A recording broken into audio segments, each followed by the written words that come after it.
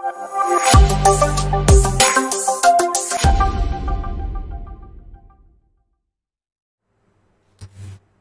Future চ্যানেলে সবাইকে স্বাগতম। আমি অভিমন্যু। আজ তোমাদের সামনে নিয়ে এসেছি মক টেস্ট। আজ আমরা মক টেস্ট 16 নম্বর করব এবং এর আগে আমরা এক এক করে 15টা মক টেস্ট করে ফেলেছি। এই মক টেস্টগুলো ডাব্লিউবিপি, এসএসসি আর রেলওয়ে পরীক্ষার জন্য খুব ইম্পর্টেন্ট।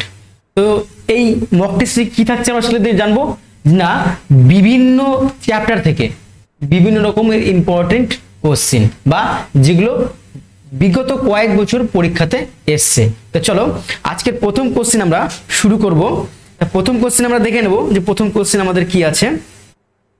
দেখো তোমাদের সামনে প্রথম কোশ্চেন চলে এসছে কি, একজন লোক ঘন্টায় 10 কিমি বেগে এ থেকে বি তে গেল এবং ঘন্টায় 6 কিমি বেগে বি থেকে এ তে ফিরল। এই ভ্রমণের জন্য লোকটির গড় গতিবেগের পরিমাণ কত? তাই না, এটা কি দিয়েছে, গড়ের অঙ্ক থেকে দিয়েছে এবং তার কি বলেছে, গড় গতিবেগ বা টাইম এন্ড ডিস্টেন্সের অঙ্ক বলা যায়, তাই না। তাহলে এই ক্ষেত্রে যখন আমাদের দিবে যে গড় গতিবেগ কত, তাহলে গড় গতিবেগ বের করতে গেলে আমরা আগে কি করব না, অঙ্কটা পড়ব। চলো কি বললো যে একজন লোক, এটা এ বিন্দু, এটা বি বিন্দু, ক্লিয়ার। এবার বলছে এইখান থেকে সে কি 10 কিমি বেগে গেল, 10 কিমি বেগে, তাই না। আর ফেরার সময় কি করছে, আমার 6 কিমি বেগে সে ফিরছে, তাই তো। তাহলে এই লোকটির গড় গতিবেগ আমরা বের করব। তাহলে গড় গতিবেগের সূত্র আমরা কি জানি, যে গড় গতিবেগ সমান সমান 2ab by a plus b, ঠিক আছে। তাহলে আমরা কি দেখলাম, গড় গতিবেগের সূত্র 2ab by a plus b, বা আমরা এটাও লিখতে পারি যে total distance by total time. এটাও কি এভারেজ বা গড় গতিবেগের সূত্র, তাই না। এটাও একটা সূত্র, এটাও সূত্র। আমরা এখানে যেহেতু ডিস্টেন্স দেয়নি, তাই না, তাহলে আমরা এই সূত্রটা প্রয়োগ করতে পারবো না। তাহলে আমরা এখানে কোন সূত্র প্রয়োগ করব, আমরা এই সূত্রটা প্রয়োগ করব কি, 2ab by a plus b।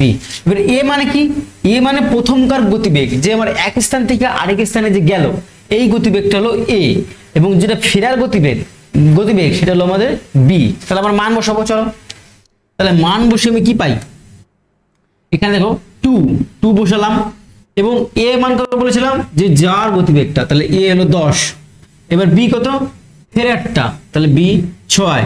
এবার কি বলছে a প্লাস b, তার মানে 10 আর 6 কত, 16। তাহলে এখানে 16 বসালাম, তাই না। এবার তো কাটাকাটি করি, দেখো 2 দিয়ে কাটি 8, ক্লিয়ার। 2 দিয়ে কাটি 5, 2 দিয়ে কাটলাম 4, 2 দিয়ে কাটলাম 3, এখানে 2 থাকলো। তাহলে কি বেরোলো আমার 15/2। এই 15/2 কে আমি কি লিখতে পারি, 7.5। তাহলে কি 7.5 কি কিমি পার আওয়ার। তাহলে এখানে কি আমার অ্যান্সার কত বেরোলো, আমার 7.5 বা 7.5 কিমি পার ঘন্টা। এর কার, এই যে লোকটা ছিল সেই লোকটার গড় গতিবেগ। সে কি করলো, এখান থেকে প্রথমে 10 কিমি গতিবেগে যাচ্ছিল, ফিরে আসলো কত, 6 কিমি গতিবেগে। তাহলে আমার গড় গতিবেগ সূত্র কি জানি, 2ab by a plus b।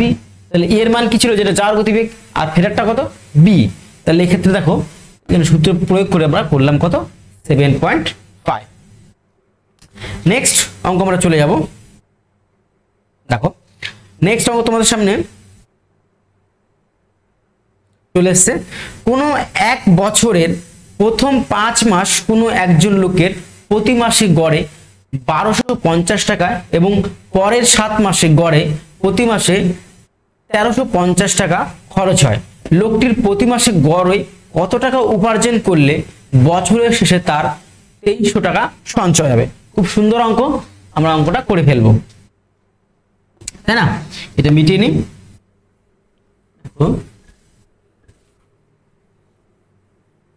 তাহলে এখানে কি দেখলাম, যে একজন লোক ছিল, তার প্রথম 5 মাসের গড়ে কত 1250 টাকা করে খরচা হচ্ছে, তাই না।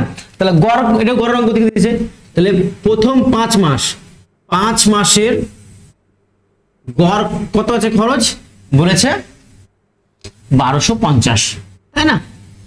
এবার আমরা জানি গড়ের অঙ্ক করতে হলে কি প্রথমে যদি গড় থাকে তাহলে আমরা সেটা কি করতে পারি, সেটাকে আমরা সমষ্টি বের করব, তাই না?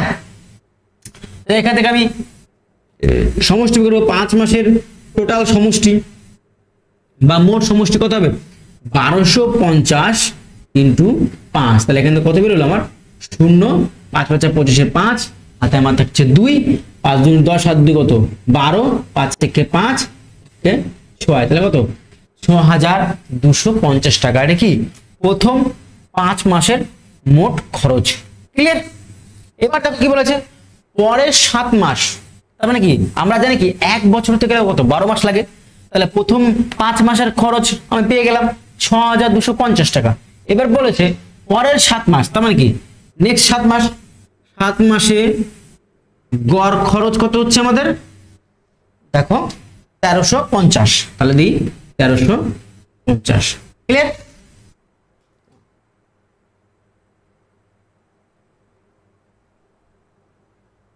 একটু দাঁড়াও,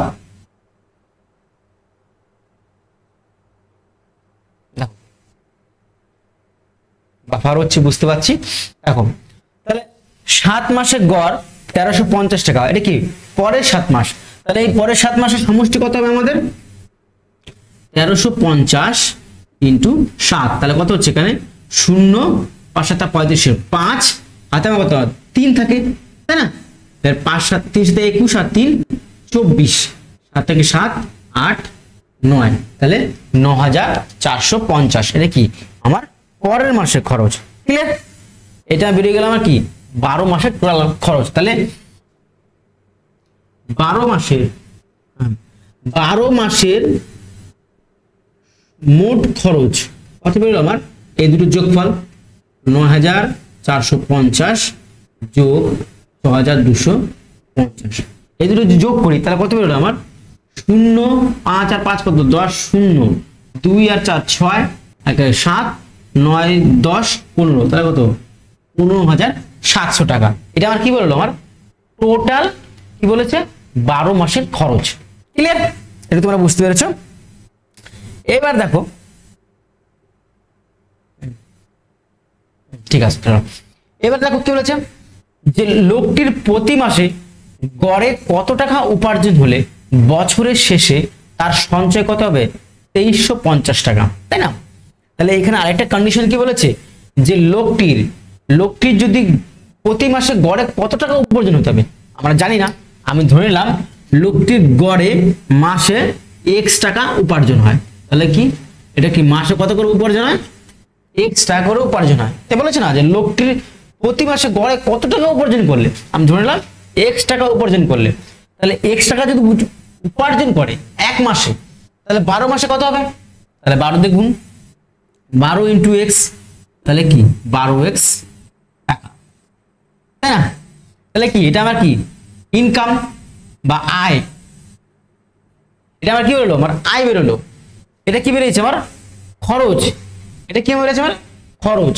এবার তাহলে কি বলেছে তার বছরের শেষে 2300 টাকা সঞ্চয় হয়, তাহলে আমরা সঞ্চয় বের করবো, তাই না? তাহলে আয়ের থেকে যদি খরচ বাদ দিই তবে তোমার সেটা সঞ্চয় হবে, হ্যাঁ একদম ঠিক ধরেছো। তাহলে আমরা করি যে 12x থেকে যদি আমি খরচটা কি আয়ের থেকে যদি খরচ বাদ দিই 15700 বাদ দিলে কি হবে বেরোবে আমার কি জানি আয় বিয়োগ খরচ সমান সময় তো সঞ্চয়, তাই না? আমরা যদি 5 টাকা কামাই করি, তাই না, বা ইনকাম করি, 2 টাকা যদি খরচা করি তাহলে আমাদের সঞ্চয় কত হবে 5 টাকা ইনকামের থেকে 2 টাকা খরচ বাদ দিলে কত 3 টাকা, এই 3 টাকা কি আমার সঞ্চয়। সেম এখানে আমার 12x টাকা কি বছরে কামাই করছে, খরচা তো করছে 15700 টাকা, আর সঞ্চয় কি এদের বিয়োগ করে দিয়ে সঞ্চয় বেরোবে, আর সেই সঞ্চয়টা কত বলেছে আমাদের বইয়ে আমাদের বলেছে 2300 টাকা, তাহলে আমি এর সময় কত লিখতে পারি 2300, তাই না? ওর সময় সমান, ক্লিয়ার? তাহলে এটা বলেছে যে 2300 টাকা আমাদের সঞ্চয়, তাহলে আমি এখান থেকে x এর মান বের করব, তাই না? তাহলে 12x, এবার দেখো 2300, এবার এটাকে আমি ওই পাশে নিয়ে যাবো সংখ্যাগুলোকে একদিকে, তাহলে যোগ হয়ে যাবে 15700, তাহলে কি হবে এখানে 12x সমান সমান কি 0,0,0,7,8 1800 টাকা। তাহলে এবার কাটাকাটি করি, তাই না? 6 দিয়ে কাটি, 6 দুগুণি 12, 6 দিয়ে 3 0 0 0, 2 দিয়ে কাটি 15, তাহলে কি x সমান সমান কি 1500 টাকা, তাই না? তাহলে লোকটার x কি ধরেছিলাম আমি, প্রত্যেক মাসের গড় কত আমার x ধরেছিলাম, তাহলে x মান কত বললাম আমার 1500 টাকা বেরোলো। তাহলে আমরা অপশনটাও দেখে নেব যে আমাদের অপশনে কি দিয়েছে। তোমরা বুঝতে পেরেছো? খুব সুন্দরভাবে অঙ্কটা বোঝালাম যে প্রথম 5 মাসের গড়টা বের করলাম, ওখানে সমষ্টি বের করলাম, পরের বার 7 মাসের গড় খরচের ছিল 1350, সেখানে সমষ্টি বের করে টোটাল খরচটা করলাম 15,700। এবার বলছে প্রতি মাসে কত টাকা উপার্জন করলে, ধরলাম আমি x টাকা গড় উপার্জন করছে, তাহলে 12 মাসে কত হবে 12x টাকা। এবার আয় থেকে খরচ বাদ দিলে সঞ্চয়, এখান থেকে প্রশ্ন করে আমার x এর মান কত বলো আমার 1500 টাকা। আমরা এটা অপশনটাও দেখে নেব। যদি কেউ বলো অপশন দেখাও, দেখো অপশনটা দেখো অপশন নাম্বার ডি তোমরা দেখতে পাচ্ছ। তাহলে আমরা নেক্সট অঙ্ক করে ফেললাম। এবার আমরা চলে যাব নেক্সট অঙ্কতে। 3 নম্বর অঙ্ক তোমাদের সামনে চলে এসেছে।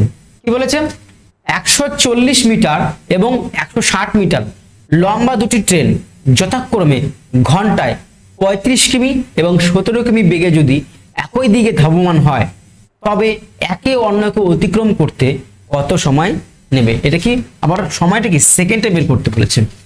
সে যে যেতে বের করতে বলুক না কেন, আমাদের কোনো অসুবিধা নেই, আমরা বের করতে পারবো, কারণ আমরা নিয়ম জানলে আমাদের কাছে সব অঙ্ক সোজা, আমরা এটা করে ফেলবো। দেখো এটা কি দিয়েছে, টাইম অ্যান্ড ডিস্টেন্সের প্রবলেম অফ ট্রেনস, মানে কি ট্রেন সংক্রান্ত বা রেলগাড়ি সংক্রান্ত যে অঙ্ক যে চ্যাপ্টার আছে সেই চ্যাপ্টার একটা অঙ্ক। তাহলে এখানে কি বলেছে 140 মিটার একটা ট্রেন, তাই না? যদি একটা নেই, একটা ট্রেন বলেছে 140 মিটার, ঠিক আছে। এবার কি বলেছে, আবার আরেকটা ট্রেন বলেছে 160 মিটার, তাই না? আরেকটা ট্রেন ধরলাম, এটা ছবির মতো এঁকে দিই, তাই না? একটা ট্রেন আছে 160 মিটার, তাই না? এবার কি বলেছে, যদি ঘন্টায় একটা ট্রেন 35 কিলোমিটার বেগে আর একটা 17 কিমি বেগে যদি একই দিকে ধাবমান, মানে কি যদি এই ট্রেনটা যদি এদিকে যায়, তবে এই ট্রেনটা আমার সেম দিকে যাচ্ছে, তাই না? আমার এই ট্রেনটা যদি আমার এদিকে যায়, তবে আমার এই ট্রেনটাও এদিকে যাচ্ছে। তাহলে এই ক্ষেত্রে কি আমরা কি করি, এটিকে আমরা একটু সাপেক্ষিক যে গতিবেগ সেই হিসেবে আমরা অঙ্কটা বের করব। তা দেখো এই ট্রেনটা আমার এদিকে যাচ্ছে আর এই ট্রেনটা এদিকে যাচ্ছে, এবার দুটো ট্রেন যখন একই দিকে যাচ্ছে, কখন এরা একে অপরকে অতিক্রম করবে? যখন একটা ট্রেন আরেক ট্রেনকে, এই ট্রেনটা যখন এই ট্রেনটাকে পুরোটা অতিক্রম করবে, তবে তো একে অতিক্রম করবে, তাই না? এই ট্রেনটা যখন এই ট্রেনটাকে অতিক্রম করবে, তখন তো এরা এই ট্রেনটাকে পুরো অতিক্রম করলো, না বলেছে না যে একে অন্যকে অতিক্রম করতে কত সময় নেবে? যখন একটা ট্রেন অন্য ট্রেনকে পুরোপুরি ভাবে অতিক্রম করবে, তাহলে সেই ক্ষেত্রে এই ট্রেনটা কতটা ডিস্টেন্স কভার করবে? একমাত্র নিজের ডিস্টেন্স আর এই ট্রেনের ডিস্টেন্স, তাই না? দুটো ডিস্টেন্স পার করবে, তবে তো সে একটা দূরত্ব অতিক্রম করবে, ওই ট্রেনটাকে অতিক্রম করলো। তাহলে ক্ষেত্রে আমার ডিস্টেন্স কত হবে? আমার ডিস্টেন্স বা দূরত্ব, এক্ষেত্রে আমার দূরত্ব কত? 160 আর 140, 160 প্লাস 140, তাহলে কত হচ্ছে 003, 300 মিটার। দেখি আমার টোটাল দূরত্ব। আমরা জানি এস সমান সমান কি বি বাই টি। এস মানে কি আমাদের গতিবেগ বা স্পিড বা ভেলোসিটি, যা তোমরা বলতে পারো, ঠিক আছে। এবার দেখো আমরা পেয়ে গেলাম যে আমার দূরত্বটা পেয়ে গেলাম। এবার দেখো কি দিয়েছে, আর প্রশ্নে কি দিয়েছে, আমার টাইম বের করতে বলেছে। তাহলে টাইম মানে কোনটা? এইটা, তাই না? টিটা বের করতে হবে। ডি তোমার পেয়ে গেলাম 300 মিটার, তাই না? যেহেতু এই ট্রেন একে অতিক্রম করছে, এই ট্রেনটা একে, তার মানে এর দূরত্বটা তো অতিক্রম করতেই হবে, সঙ্গে আমার এর নিজেরও দূরত্ব অতিক্রম করতে হবে। তাহলে সেক্ষেত্রে আমার টোটাল ডিস্টেন্স কত হলো? আমার 300 মিটার। এটুকু তোমরা বুঝতে পেরেছো। এবার আর বের করতে হবে কি স্পিডটা। দেখো স্পিড কি বলেছেন, এখানে আমরা কি করব, আমরা সাপেক্ষিক গুরুত্ব, তাই না, সেটা বের করব। সেই অনুযায়ী বা সাপেক্ষিক না আপেক্ষিক গুরুত্ব, তাহলে আপেক্ষিক গুরুত্ব আমরা কি করে বের করি, বা রিলেটিভ স্পিড কি বলে, ইংলিশে বলে রিলেটিভ স্পিড, বা বাংলায় বলে আপেক্ষিক গতিবেগ, তাই না? এখানে কি করে বের করবো? দেখো আমাদের এখানে একটা জিনিস মনে রাখতে হবে, একদম খুব মনে রাখতে হবে, যখন দুটো ট্রেন বা যখন দুটো কোনো ব্যক্তি একই দিকে ধাবমান হবে তখন ওদের গতিবেগ কি হয়? যখন একই দিকে যায়, আবার বলছি, যখন একই দিকে যাবে তখন তাদের গতিবেগ কি? বিয়োগ হয়। একই দিকে গেলে গতিবেগ কি হবে? বিয়োগ। আর একে অপরের দিকে তখন কি হয়? গতিবেগ যোগ হয়। মানে এই ট্রেনটা ধরো এখানে দেখাচ্ছি, এই ট্রেনটা এদিকে যাচ্ছে, এই ট্রেনটা এদিকে আসছে, সেই ক্ষেত্রে এদের গতিবেগ কি হবে? যোগ হবে। যখন একই দিকে দুটো যাচ্ছে তখন কি হবে? বিয়োগ হবে। এই দুটো আমাদের মাথার মধ্যে ঢুকিয়ে নিতে হবে। এটা কখন হবে? যখন দুটো ট্রেন বা দুটো মানুষ বা একটা ট্রেন, একটা মালগাড়ি, একটা বাস, মানে একে অপরের সঙ্গে তুলনা করছে, সেই ক্ষেত্রে এদের গতিবেগটা কি বলছে? রিলেটিভ স্পিড বা আপেক্ষিক গতিবেগ। তাহলে চলো দেখি, করে ফেলি। এখানে কি আমি কি বললাম? যে স্পিডটা কি হবে? বিয়োগ হবে। তাহলে কি ছিল? একজনের ছিল 35, আরেকজনের কত ছিল? 17। এখানে বাদ দিলে কত হলো আমার গতিবেগ? 8, 18। এই 18 কি? এটা কি পার ঘন্টা, তাই না? কিন্তু আমার এটা কি আছে? মিটারে। আর এখানে কি আছে? কিমি পার ঘন্টা। দুটো তোমার এক হলো না, তাহলে তোমার সেটা কি করতে হবে? ওটাকে আমাদের মিটার পার সেকেন্ড করতে হবে। তাহলে এই 18 কিমি পার সেকেন্ডকে যদি মিটার পার সেকেন্ডে করতে যাই তাহলে 5/18 দিয়ে গুণ করতে হবে, তাই না? কি বললাম? 5/18 দিয়ে এটা, এই 5/18 সমান কি? দেখো 5 মানে কি? 1000, 1 কিমি, তাই না? কিমি পার ঘন্টা মানে কি? কিমি পার ঘন্টা। এটা আমরা দেখবো 1000 মানে আমার এই ছিল, মেরিসাই ছিল, তাই না? 1000 সমান কি? 1000 মিটার, 1 কিলোমিটার সমান। আর ঘন্টা মানে কি? 1 ঘন্টা সমান হচ্ছে আমাদের 3600 সেকেন্ড। তাহলে এখানে 3600 সেকেন্ড করলাম, তাহলে এটা কেটে গেলে কি? 5/18। এটা কি আমার মিটার পার সেকেন্ডে চলে আসলো। এটা কি ছিল? কিলোমিটার পার ঘন্টা, সেখানে আমরা কি কনভার্ট করলাম কি?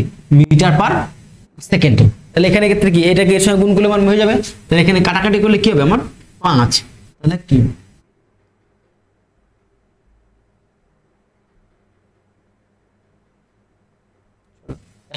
এই 5 কি? 5 মিটার পার সেকেন্ড কি?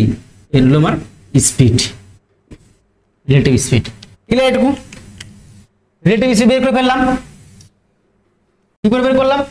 দুটোর গতিবেগ কি বললাম? একই দিকে যদি যায় তাহলে বিয়োগফল, তাহলে বিয়োগ করে কত হলো? 18 কিমি পার ঘন্টা। কিন্তু এখানে ছিল মিটার। আমরা জানি সবসময় আমাদের যে একক একই রাখতে হবে, ঠিক আছে? হয় মিটার পার সেকেন্ড থাকলে মিটার পার সেকেন্ডে, কিলোমিটার পার ঘন্টা থাকলে কিলোমিটার পার ঘন্টা করতে হবে।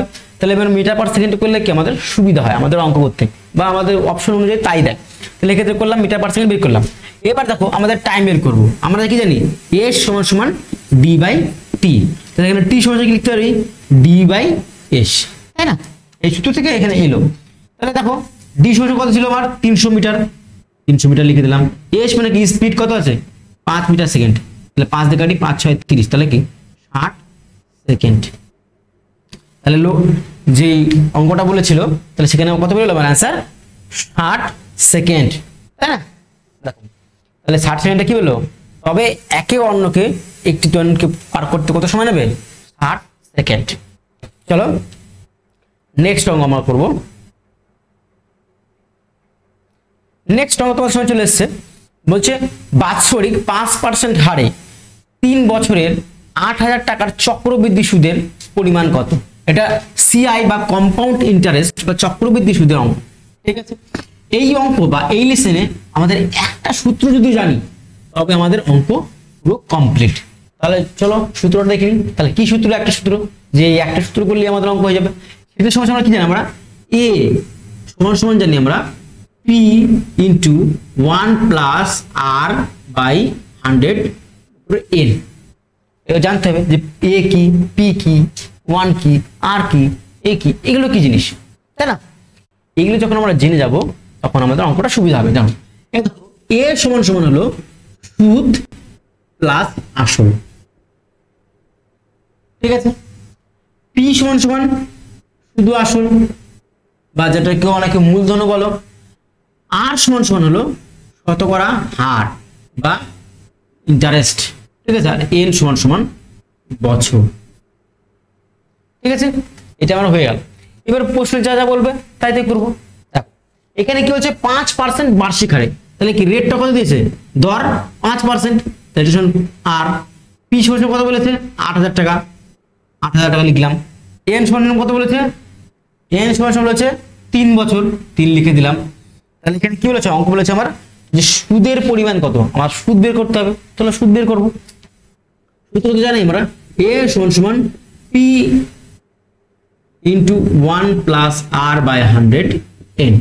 সূত্র তো আমরা জানি, সূত্র অনুযায়ী করবো। পি এর মান কত আছে আমার 8,000 টাকা, 8,000 বসিয়ে দিলাম, ইন্টু 1 প্লাস আর এর মান 5 বাই 100, এখানে কত আছে আমার 3, এদের কাটাকাটি চলে যায়, তাহলে কত দিল 20।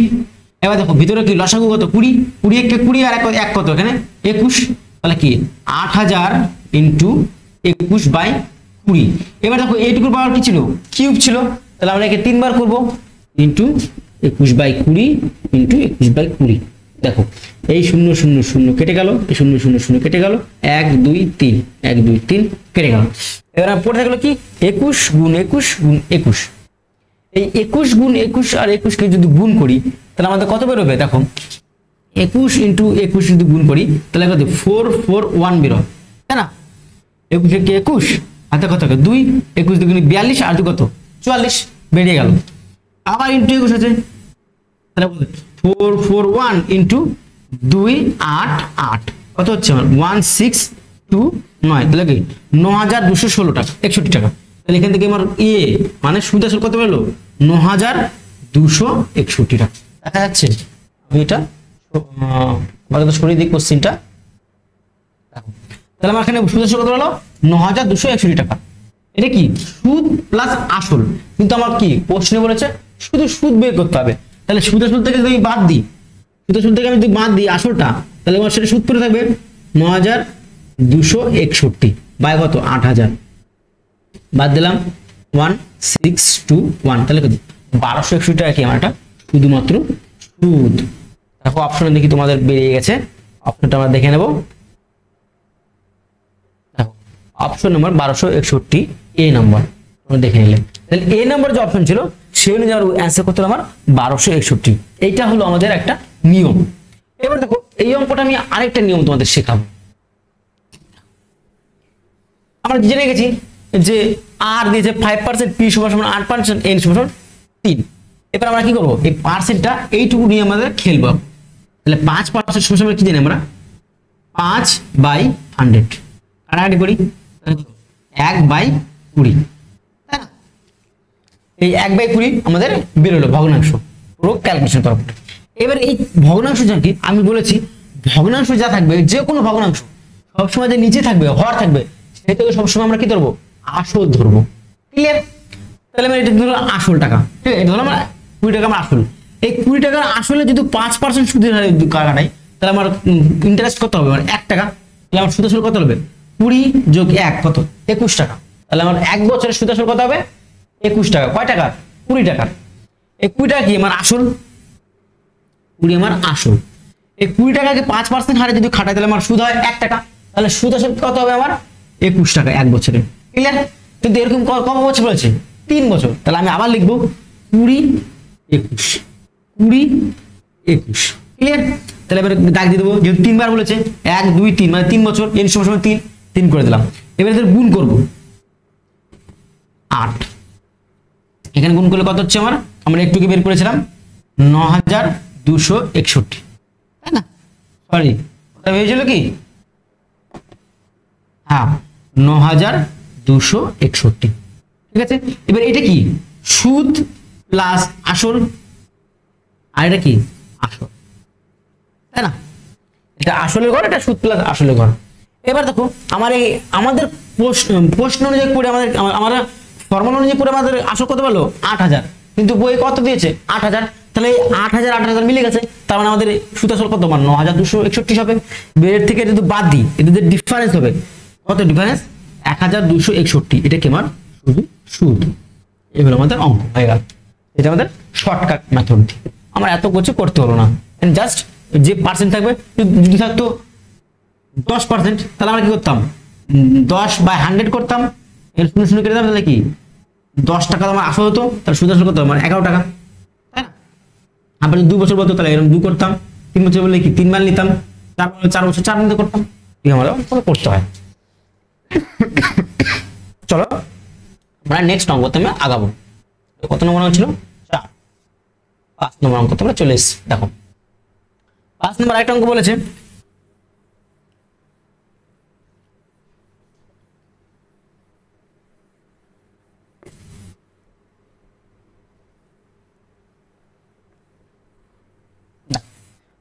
কি বলেছে, 12,000 টাকা 2 ভাগে ভাগ করা হলো। যদি প্রথম ভাগের বাৎসরিক 12% হারে 3 বছরের সরল সুদের পরিমাণ এবং দ্বিতীয় ভাগের বাৎসরিক 16% হারে 4.5 বছরের সরল সুদের পরিমাণ সমান হয়, তবে প্রথম ভাগ ও দ্বিতীয় ভাগের অনুপাত কত? এটা কি বলেছে? সরল সুদ। আগেরটা কি ছিল? আমাদের চক্রবৃদ্ধি সুদ, মানে সিআই, এটা এসআই। এরও আবার একটা নিয়ম আছে, কি আই সমান সমান পিটিআর বাই 100। কি বললাম? আই সমান সমান পিটিআর বাই 100। এখানে আই মানে কি? মোট সুদ, পি সমান সমান আসল, টি সমান সমান বছর, আর আর সমান সমান শতকরা বা যেটাকে আমরা বলি রেট। ঠিক আছে, এবারে কি বলেছে যে 12,000 টাকা, তাই না? এক টাকা ছিল 12,000 টাকা।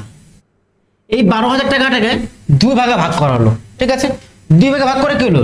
এই প্রথম ভাগে কি হলো? 12% ইন্টারেস্টে 3 বছরে, তাই না? 3 বছর পরে যে সরল সুদ বা সিম্পল ইন্টারেস্ট আয় বেরোবে, সেই আয়টা, আর এই ভাগে 16% হারে 4.5 বছরে, ঠিক আছে, যে সুদের হার হবে পরস্পর সমান।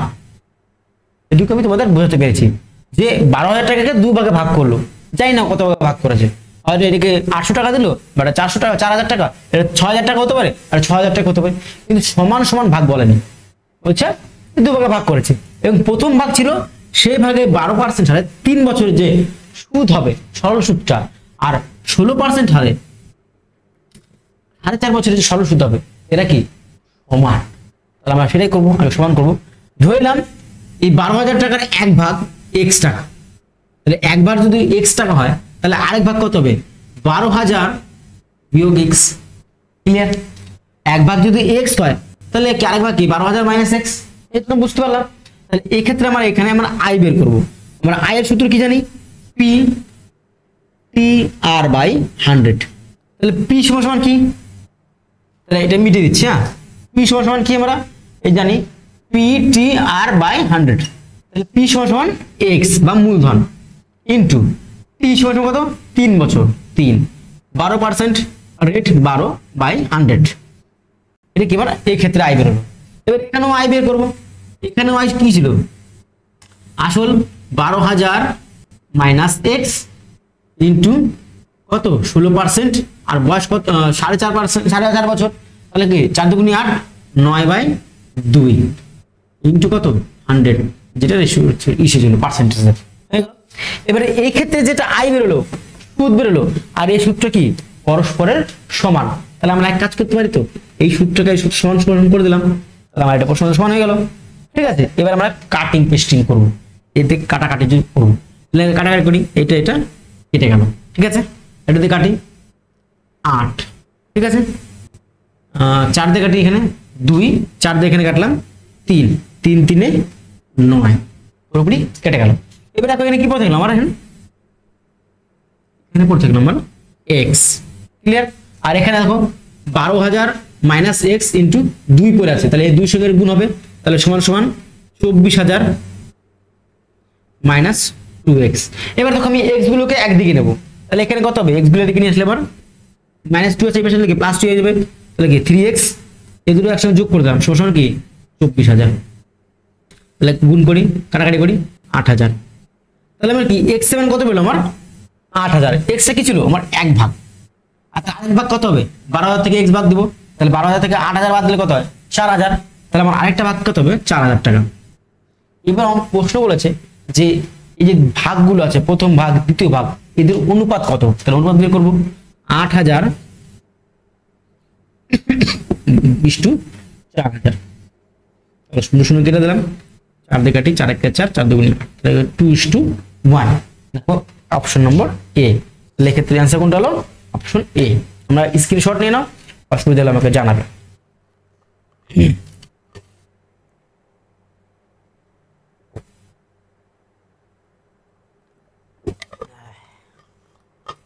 চলো এটা আমরা দেখে এলাম, এবার আমরা নেক্সট অঙ্কতে চলে যাব। নেক্সট দেখো কি বলেছে, কোন মূলধন সরল সুদ, আবার সরল সুদের অঙ্ক। কোন মূলধন সরল সুদে বাৎসরিক হারে 2 বছরে 5,182 টাকা এবং 3 বছরে 5,832 টাকা হলে মূলধনের পরিমাণ কত? মানে মূলধন বলতে কি বলেছে এখানে, যে প্রিন্সিপাল, ইংলিশে বলে আমরা কি প্রিন্সিপাল বা আসল, বাংলায় বলছি আসল। তাহলে এই ক্ষেত্রে আমরা বের করব, এটাও কি আমাদের সরল সুদের অঙ্ক। সরল সুদ আমরা বের করবো, আমরা জানি সরল সুদ বের করতে, তাই না? তাহলে দেখো 3 বছরে কি বলেছে, যে সরল মূলধন প্লাস সরল সুদ দুটো আছে, কি বলছে, আসল প্লাস সুদে আসল, তাই না? কি বলেছে, কোন মূলধন সরল সুদে বাৎসরিক 2 বছর মূলধন আছে, আবার সরল সুদে কত হয়েছে 5,182 টাকা 2 বছরে, আর 3 বছর কত হয়েছে 5,832 টাকা। তাহলে আমি প্রথমে 3 বছরটা করি, তাহলে আসল প্লাস সুদ আসল, 3 বছরের সুদ আসল কত হয়েছে, সুদ আসল 5,832 টাকা। আবার কি বলেছে, আসল প্লাস 2 বছরের সুদ আসল কত বলেছে, 2 বছরে বলেছে 5,182 টাকা, 5,182 টাকা, তাই না?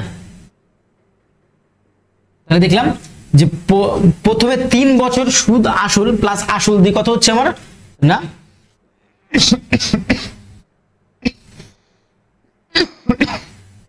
জল খেয়ে নি।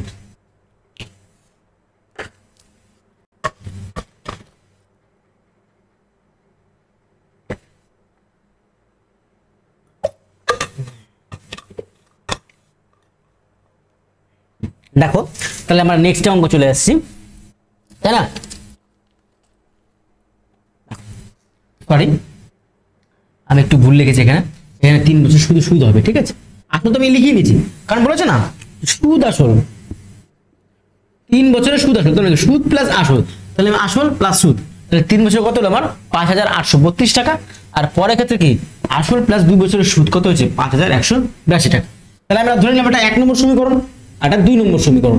তাহলে এই ক্ষেত্রে যদি আমরা কি করি, সমাধান করি, তাহলে কি করতে গেলে প্লাস আছে মাইনাস মাইনাস মাইনাস, তাহলে কি আসল সুদ কেটে গেল, তাহলে কি এটা 1 বছরের সুদ পড়ে থাকলো, তাই না? 3 থেকে 2 বাদ দিলে কত, 1 বছরের সুদ কত আমার 0.8 আছে, তাহলে 15 হবে 5 2 6, তাহলে কত 1 বছরের সুদ কত হলো আমার 650 টাকা, তাই না? তাহলে 1 বছরের সুদ আমি পেয়ে গেলাম কত 650 টাকা। এবার আমি এই দুটো সমীকরণের মধ্যে একটা সমীকরণ নিয়ে অঙ্কটা করব। তাহলে আমি এই সমীকরণটা নিই, যে আসল প্লাস 2 বছরের সুদ কত বলেছে 5,182 টাকা, তাহলে 2 বছরের সুদ এখানে কত, 1 বছরের সুদ 650 টাকা, তাহলে 2 বছরের সুদ কত হবে আমার 650 × 2 0 0 1300, তাই না? 5 × 10 6 × 12 1300 টাকা, এটা কি 2 বছরের সুদ। এবার 2 বছরের সুদ আসল কত ছিল 5,182 টাকা, এবার তার থেকে যদি সুদটা বাদ দিই তাহলে আমার আসল বেরিয়ে যাবে, তাহলে আমি মূলধনের পরিমাণটা বের করতে হবে। তাহলে আসল সমান সমান, তাহলে এখানে আমরা সূত্র অনুযায়ী 5,182 টাকা ছিল সুদ আসল, সেখান থেকে আমি আসল বের করবো, সুদটা বাদ দিলাম, সুদ প্লাস আসল, এর থেকে কি সুদ বাদ দেব 1300 টাকা, বাদ দিই 2 8 8 3, তাহলে 3 8 8 2, তাহলে 3 8 8 2 কত নম্বর আছে, অপশন নম্বর সি। তাহলে এক্ষেত্রে আমার মূলধন কত হবে, এক্ষেত্রে মূলধন হলো আমাদের 3 8 8 2।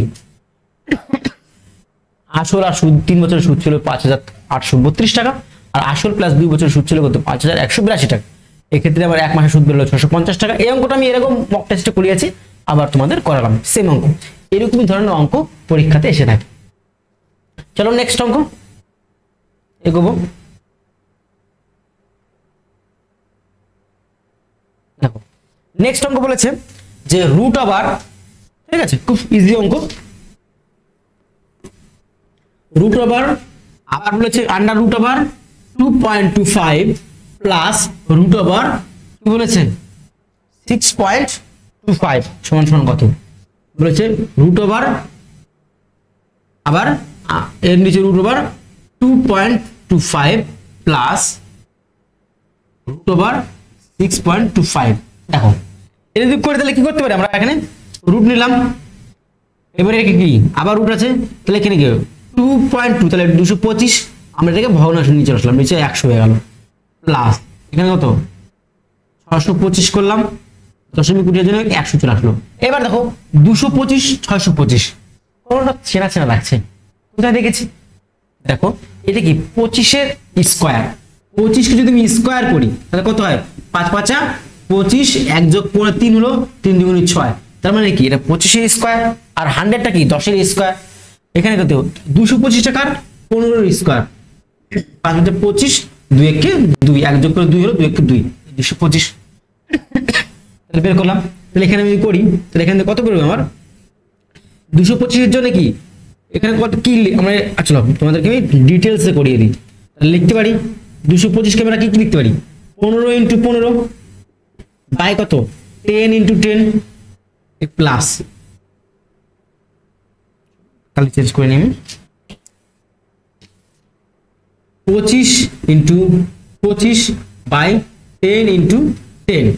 এবার দেখো দুটোর জন্য আমরা কি একটা বাইরে আনতে পারি, তাহলে আমরা এই দুটো 15 থেকে আমরা রুট যে উঠিয়ে দিই, তাহলে কি করতে পারি? এখানে রুট উঠিয়ে দিলে এখানে কি দুটোর জন্য আমি একটা 15 নিয়ে আসলাম বাইরে, আর এখানে দুটোর জন্য 10 আমি একটা বাইরে নিয়ে আসলাম, প্লাস এখানে কত 25 যোগ 10, এবার 10 লসাগু হয়ে গেল, তাহলে কত এখানে কত হচ্ছে 5 আর 5 কত 10, 2 3 4, তাহলে কত হচ্ছে রুট ওভার 40 বাই 10, শুরু শুরু কাটলাম, তাহলে ভিতরে কি পড়ে থাকলো আমার 4 পড়ে থাকলো, তাহলে রুটের কি 2 * 2, 4 কে আবার কি করতে হবে 2 * 2, তাহলে রুট ওভার উঠাতে গেলে কি করতে হবে? দুটোর জন্য একটা বাইরে নিয়ে আসতে হবে, তাহলে এখান থেকে কি 2 আমার ইজি অঙ্ক, খুব একটা সোজা অঙ্ক, তো ডিটেইলসে যাওয়ার দরকার নেই, এই অঙ্কটা খুব ইজি। চলো নেক্সট অঙ্ক।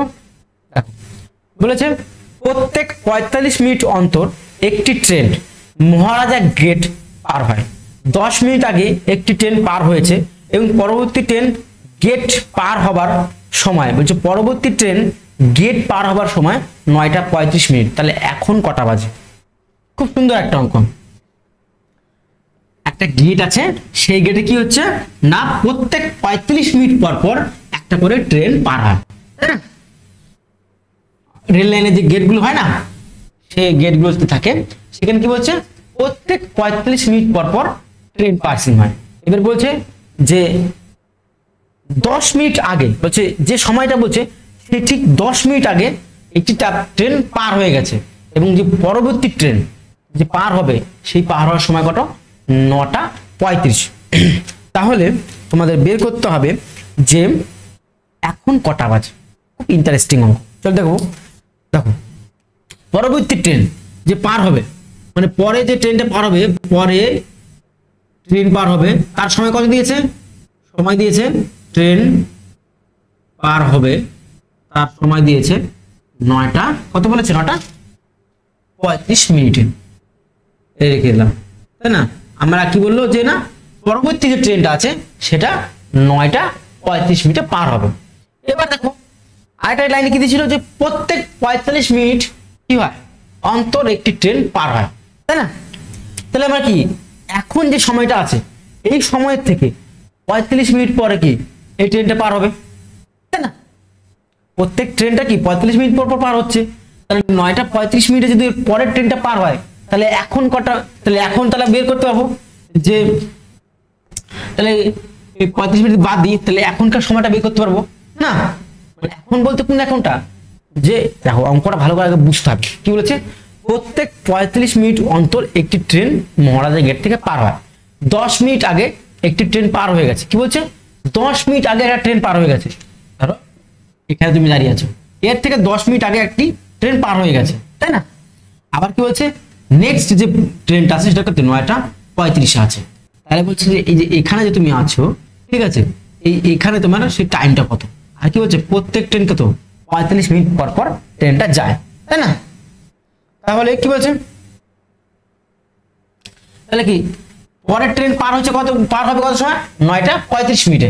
তাহলে কি এই পরের ট্রেনের আগের ট্রেনটা, আগের ট্রেন তাহলে কখন পার হবে হয়েছিল, হয়েছে হবে কখন, 9:35 মিনিটে। তাহলে আগেরটা কত আমরা জানি কি, 45 মিনিট পর পর, তাই না? এইখান থেকে এইটুকু কত, 45 মিনিট, তাই না? এখানে একটা ট্রেন পার হয়েছিল আর এখানে পরবর্তী ট্রেন, তাহলে কি 45 মিনিট বাদ দেবো, তাহলে 9.35 থেকে 35 মিনিট বাদ, তাহলে কত, দেখো এখানে কত বড় এখানে ছোট, তাহলে আমি এখান থেকে 1 ঘন্টা এখানে নিয়ে চলে আসবো, তাহলে 1 ঘন্টা নিয়ে কত হবে, 60 হয়ে গেল। তাহলে 60 আর 65 কত, 60 আর 35 কত, 95। তাহলে 95 থেকে বাদ দিই কত, 45 বাদ দিই, তাহলে 0:50, এখানে কত 50 মিনিট 8। তাহলে 8:50 মিনিট আগে এর আগের ট্রেন গেছে, কখন, যে লাস্ট ট্রেনটা গেছে। কিন্তু কি বলেছিল, যে আমি এখানে যদি দাঁড়িয়ে থাকি, কি বলেছিল, যে ডে ট্রেনটা গেছে সেটা কি এই সময়ের থেকে 10 মিনিট আগে, সেটা কত কত মানে ছিল, 8:50। আর আগের ট্রেনটা, পরের ট্রেনটা কখন যাবে, 9:35। এবার বলছে তাহলে এখন যে জায়গাটা দাঁড়িয়ে আছি সেই টাইমটা কত, তাহলে কি এর সঙ্গে 10 মিনিট যদি অ্যাড করি, তাহলে এখানে আমি সেই টাইমটা বেরিয়ে যেতে হবে, তাহলে 10 মিনিট অ্যাড করে দিলাম, তাহলে 8:60 মানে কত, 9টা। তাহলে এখন কটা বাজে, 9টা বাজে। খুব সুন্দর একটা অঙ্ক। এখন কটা বাজলো, 9টা। আবার বলছি, কি বলেছিল, একটি ট্রেন 35 মিনিট পর পর পর একটা গেট পার হয়, তাই না? এবার কি বলেছে, যে এখন যে সময় আছে ঠিক আগের ট্রেন, মানে 10 মিনিট আগে একটি ট্রেন পার হয়ে গেছে, 10 মিনিট আগে একটা ট্রেন পার হয়ে গেছে। তাহলে এখন কটা বাজে, আমরা জানি 35 মিনিট পর পর ট্রেন হয়, তাহলে 9টা, এর পরবর্তী ট্রেন যদি 9:35 দেয়, তাহলে 35 থেকে বাদ দেবো, তাহলে 8:50 একটা ট্রেন চলে গেছে। যদি আমার 10:50 এখান থেকে এইটুকু টাইম কত, 10 মিনিট আগে বলেছিল, 10 যোগ করে দিলাম, তাহলে কত, 9টা। তাহলে এখন কত বাজে, 9টা বাজে। চলো নেক্সট অঙ্ক দেখে নেবো। কি বলেছে, যদি 2/3 a সমান b এর 75% হয়, তবে a/b সমান কত হবে? এটাও খুব ভালো অঙ্ক, সবগুলো অঙ্কই ভালো অঙ্ক, কোনো পরীক্ষাতে এসছে, ঠিক আছে।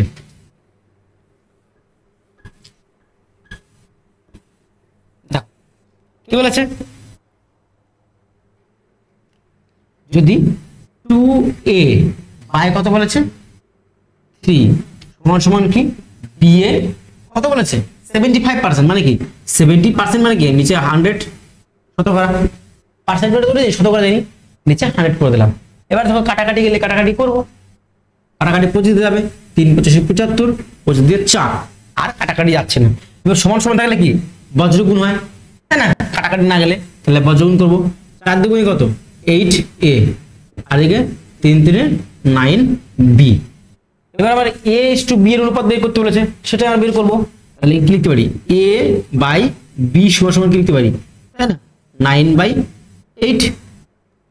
তাহলে এখানে a/b সমান কত ব্যবহার, 9:8। অপশন নম্বর কত আছে, অপশন নম্বর সি। তাহলে এখানে आंसर কোনটা হলো, অপশন নম্বর সি, 9:8। ক্লিয়ার, কোন কঠিন অঙ্ক না। 2a 3 ছিল, b 75% ছিল, কাটাকাটি করলাম, তাহলে এখানে কি বললাম, 4 দুগুণে 8a, 3 × 9b, a/b করলাম, কারণ আমার ab অনুপাত বের করতে বলেছে। তাহলে a সমান কত ছিল, 8 এ, তাহলে বর্গমূল করলে আবার 8ই হতো, 9b হতো, তাহলে এখান থেকে a/b সমান 9/8 হয়ে গেল অঙ্ক। নেক্সট অঙ্ক তোমরা এগোবো।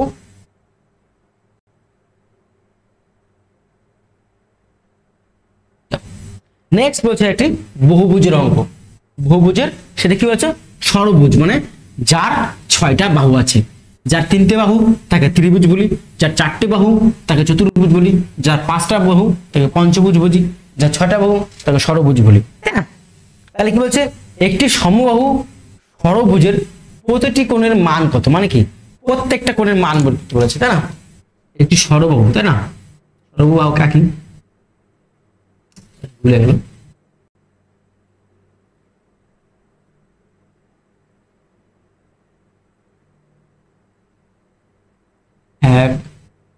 1 2 3 4 5 6 এটা একটা ষড়ভুজ, এর প্রতিটি কোণের মান বলতে হবে, সেটা প্রতিটি কোণের মান বের করবো, কোনো কঠিন ব্যাপার না।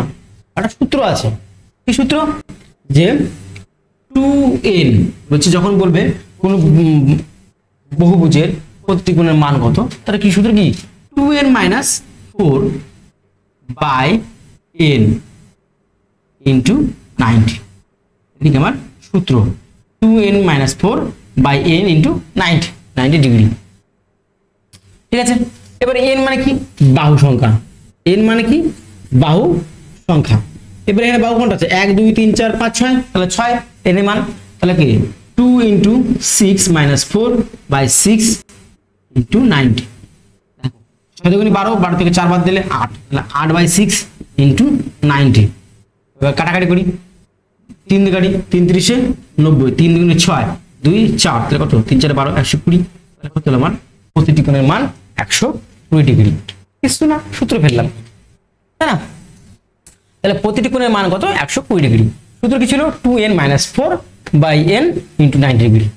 এখানে করলাম n মানে কি বাহু সংখ্যা, এদিকে ষড়ভুজ ছিল, ষড়ভুজ করলাম, যে পঞ্চভুজটা হলো 5 হতো n এর মান 5 দিয়ে করতাম। এই হলো আমাদের অঙ্ক। এবার চলো আবার নেক্সট অঙ্ক চলে যাবো। আরো নেক্সট অঙ্ক কি আছে,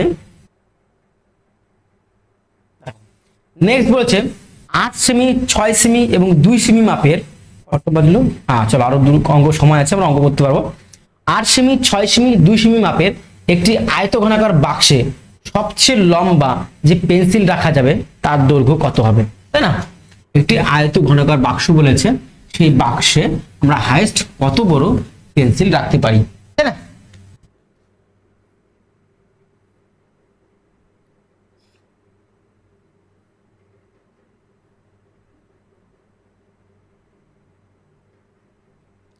এরকম একটা বাক্স আছে, ঠিক আছে, এই বাক্সে, ঠিক আছে, এই বাক্সে আমরা হাইয়েস্ট কত বড় পেন্সিল রাখতে পারি, তাই না? এবার দেখো এর কি বলেছে, এর 8 সেমি লম্বা, তাই না, 8 সেমি 6 সেমি চওড়া, আর উচ্চতা বলেছে 2 সেমি, তাই না? তাহলে এই ক্ষেত্রে এদিকে 3D ডায়াগ্রাম, যেহেতু তার 3টে ডাইমেনশন দেওয়া, তাহলে 3D 8 সেমি 6 সেমি আর 2 সেমি, তাহলে এই ঘরে সবচেয়ে বড় পেন্সিল কোন রাখতে পারি? একজন বলছো স্যার এটা সবচেয়ে বড় দূরত্ব, আমি এটা 8 সেমি রাখতে পারবো, আরেকজন বলবে না 2 সেমি 6 সেমি। দেখো কোনো কিছু কিন্তু আয়তঘন বলে বা কোনো ঘর বলে, যখন একটা, এই আমি যে ঘরে ক্লাস নিচ্ছি, এই ঘরে যদি বলে সব থেকে বড় আমরা হাইয়েস্ট কত বড় বাস রাখতে পারবো, তাহলে আমরা কি করবো, একদম কর্ণ বরাবর, কর্ণ মানে কি, ঘরের এক দেওয়ালের কোণ থেকে আরেক দেওয়ালের কোণ পর্যন্ত যে দূরত্ব থাকবে সেটা আমরা বলছি কর্ণ। এই যে দূরত্বটা, এটা সব থেকে কি বড় দৈর্ঘ্য, তার মানে এত বড় দৈর্ঘ্যের একটা আমরা পেন্সিল রাখতে পারবো, তাই না? এই কর্ণ বরাবর যে দূরত্ব হবে সেটা আমাদের সবচেয়ে বড় আমাদের কি পেন্সিল বা বাক্স বা কোনো তার রাখতে পারবো। তাহলে সূত্র কি জানি, কর্ণ আয়তঘনকের কর্ণ সূত্র, আয়তঘনকের কর্ণের সূত্র হলো কর্ণের দৈর্ঘ্য রুট ওভার দৈর্ঘ্য, তাই তো, length square plus wide square plus height square. কি বললাম, লেন্থ মানে কি দৈর্ঘ্য প্লাস প্রস্থ প্লাস উচ্চতা, এগুলো স্কোয়ার, তার সঙ্গে কি রুট ওভার, এগুলো আমার কি কর্ণের দৈর্ঘ্যের সূত্র, মানে এই কর্ণটা বের করতে গেলে। তাহলে এখানে কি লেন্থ কত দিয়েছে আমার 8, তাহলে কি 8 এর স্কোয়ার মানে কি 8 টা 64 প্লাস ওয়াইড মানে চওড়া 6 দিয়েছে, 6 এর স্কোয়ার মানে কি 36, আর হাইট কত 2 দিয়েছে 2 × 4, তাহলে এক্ষেত্রে কত হচ্ছে আমার দিকে 40, 40 কত 104, রুট ওভার কত হচ্ছে 104। ক্লিয়ার, রুট ওভার কত হলো, দেখো কোশ্চেন একটু ছোট করে নিই, দেখো রুট ওভার কত হলো 104। এবারে 104 যে হলো, এই 104 এর কারণে দেখবো যে বর্গমূল করা যাচ্ছে কিনা, 104 টা ভাঙি, 2 দিয়ে তো যাবেই, 5 × 10, 2 × 4, আবার 2 দিয়ে 2 × 4, 6 × 12, 2 দেখি 13, আর যাচ্ছে না, তাহলে এখানে কি লিখতে পারি 2 × 104, 2 × 2 × 13। আমি কেছিলাম বর্গমূল করতে গেলে কি দুটোর জন্য একটা বাইরে আসে, তবে সেটা রুটের বাইরে থেকে বাইরে আসবে, তাহলে দুইয়ের জন্য একটা 2 বাইরে আসলো, আর জোড়া জোড়ায় নেই, তাহলে কি রুটের আন্ডার 26। এখানে কত হচ্ছে आंसर দেখো সি নম্বর 2√26। এত সেমি, তাহলে এত সেমি দৈর্ঘ্যের একটি পেন্সিল আমি সবচেয়ে বড় রাখতে পারবো। ক্লিয়ার? সবচেয়ে বড় দৈর্ঘ্য কোনটা হবে? এত সেমি 2√26। আশা করি তোমরা বুঝতে পেরেছো। তাহলে এই ঘরে আমরা 2√26 এর সবচেয়ে বড় আমরা কি রাখতে পারবো? আমরা রুল পেন্সিল রাখতে পারবো। নেক্সট অঙ্ক চলে যাব। নেক্সট বলছে একটি সংখ্যা 20% বাড়ানো হলো, তারপর আবার তাকে 20% বাড়ানো হলো, এর ফলে সংখ্যাটি শতকরা কত পরিবর্তন হলো?